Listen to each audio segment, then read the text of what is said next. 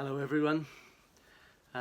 Thanks for tuning in again to another one of my little messages. I do hope that you are doing okay and that you are faith-filled and eyes in the right place, looking up to the one who's sustaining all things.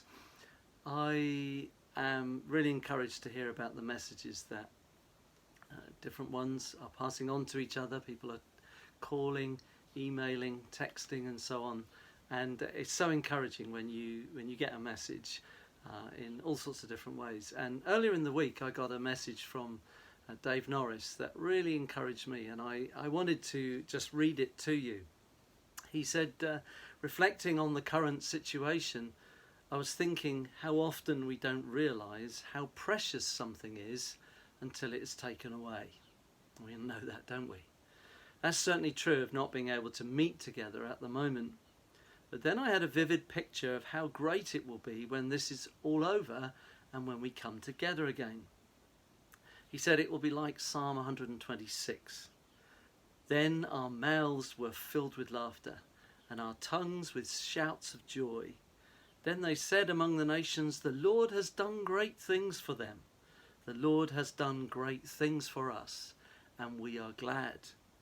And he went on to say, he said, as Ashley said in his message on Sunday, this is not the new norm.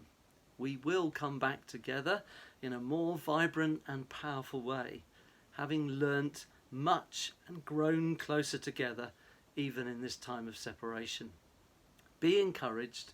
There are great times ahead. Dave. And I have to tell you, that was such a blessing to get a message like that to me. And it's such an encouragement to us, isn't it? This is not always how it's going to be, and we're looking forward to those days. In the meantime, I recognise that we have the challenge before us to wait well. I'm going to speak a little bit more about waiting on Sunday as we think about Palm Sunday and walking with Christ towards the cross. But we need to learn to wait well in what are some of the most extraordinary days that any of us have ever lived through. And as part of that, I just want to say it's a very important thing that I believe that we need to have lots of grace in our communication.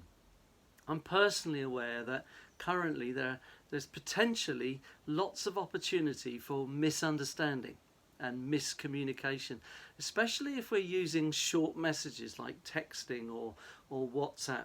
We can almost use shorthand and forget the nuance of conversation and what people are thinking and feeling. So I want to encourage you, where possible, to talk voice to voice over the phone, or even face to face online through one of the many different platforms that I'm sure many of you are used to using with distant family and relatives. It's a good way to check and bring a balance to our communication. So just need to be aware of that. We need to believe the best about one another. We need to speak the best. We need to be real. But we also need to be full of faith, trusting that God is sovereign and that he has the whole world in the palm of his hand. And as much as possible, I just also want to encourage you that we share as many good Bible-based resources, links and sermons, as many of those as we might do in terms of a difficult or a challenging news story that we've heard. You'll see on the email that this video is attached to that I've outlined a number of really, really good resources that I want to point you to. Some of you love social media, some of you don't, and that's okay. But I do know that all of us are wanting to stay connected in these challenging times. And so I'm really encouraged that there's an increasing number of opportunities now across Apex Church to connect up with each other online in all sorts of different ways. So again, do take a look at the details that I've put on the email that you'll be able to see how we can do this. I want to highlight two of those to you, but just before I do that, I just realised that for many of us there is a lot of technology that we're needing to get up to speed with. And it can be very frustrating at times. I would even say brain draining. I don't know if that's your experience. It's certainly mine. Again, let's have lots of grace. Let's give each other time. Let's give each other space. I've been looking at what lots of other churches are doing, and I'm thinking, oh, we should do this and that.